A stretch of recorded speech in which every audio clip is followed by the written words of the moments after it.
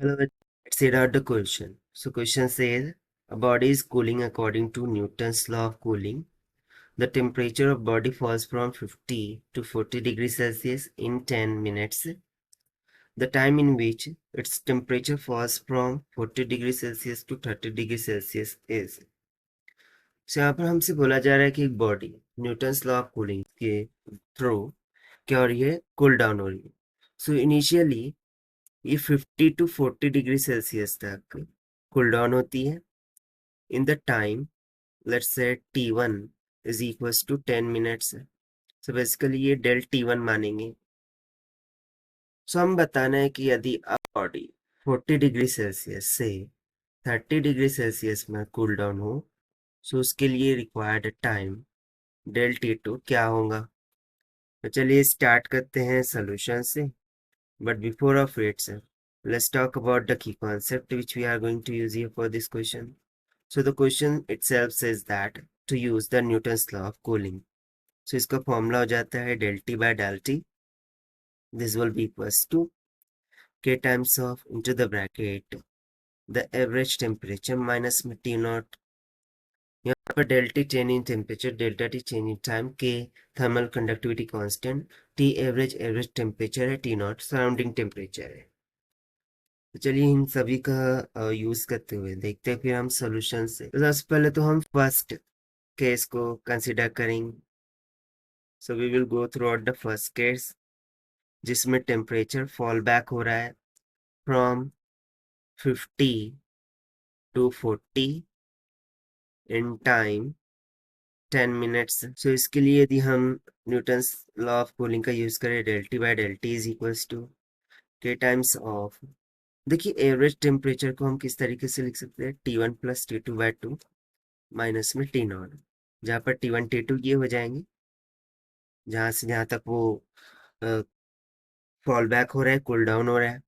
No del T would becomes T1 minus T2 यानी कि 50 minus 40 divided by del T1, वो हमें दे रखा है 10 minutes. This will be equals to K into में 50 प्लस 40 बाय 2 माइनस में T नॉट. तो यहाँ पर ये हो जाएगा 10 divided by 10 is equals to K times of 90 by 2 यानी कि 45 माइनस में T नॉट. इसको आप मान लीजिए equation first. Similarly, we will consider the second case in which the cool is going from 40 to 30.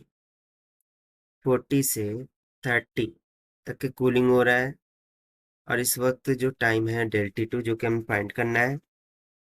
सो इस कंडीशन में क्या हो जाएगा फिर, del T by del T2 is equals to K times of T average माइनस में T not.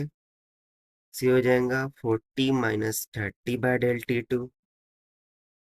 This is equals to K times of T average हो जाएगा 40 प्लस 30 बाय 2 माइनस में T नॉट.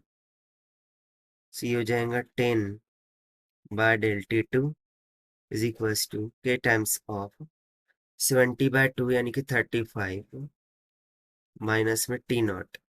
इसको हम मान लेंगे इक्वेशन 2. अब यदि हम इक्वेशन 1 और 2 को एक दूसरे के साथ डिवाइड करें तो हमें क्या मिल जाएगा, देखिए यहाँ से 10 से 10 कैंसिल आउट हो गया. सो हो जाएगा 10 divided bye del T2 divided by 10 by 10 is equals to K से K cancel 35 minus T not divided by equation 1 क्या है 45 माइनस में T नॉट.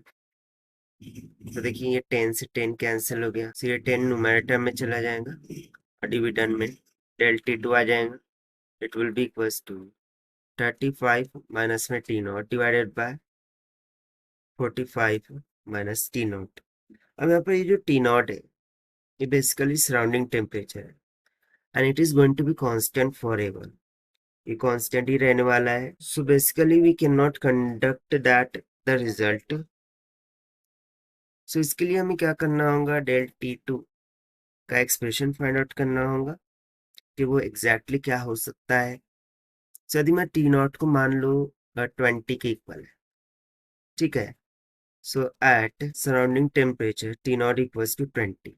यदि मैं कैलकुलेशन को देख तो क्या हो जाएगा, 10/Δt2 इज इक्वल्स टू 35 में 20 चला गया 15, और डिविडेंड में क्या बच जाएगा 25। सो 5 3 is 15, 5 5 is 25। सो Δt2 कितना हो जाएगा 50/3। Δt2 कितना आएगा 50/3 के कब, जब टी नॉट 20 डिग्री सेल्सियस। अब यदि मैं टी नॉट को बढ़ा दूं लेट से 40 डिग्री सेल्सियस, या फिर हम कम कर देते लेट से 10 डिग्री सेल्सियस, सो उस टाइम पर हमें क्या मिल जाएगा, 10/Δt2 इज इक्वल्स टू 35 में 10 गया 25, 45 में 10 गया 35।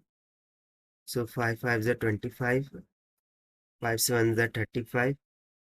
सो Δt2 इस कंडीशन में कितना आ जाएगा 70/5, 5 1 is 5, 5 4 is 20, यानी कि 14 मिनट्स के इक्वल आएगा। और इस कंडीशन में 3 1 is 3, 3 3 is 18, यानी कि 13.33। सो देखिए बेसिकली हो क्या रहा है कि टी नॉट यदि ग्रेटर है तो टाइम कम आ रहा है, और यदि ये लेस है तो टाइम ज़्यादा आ रहा है।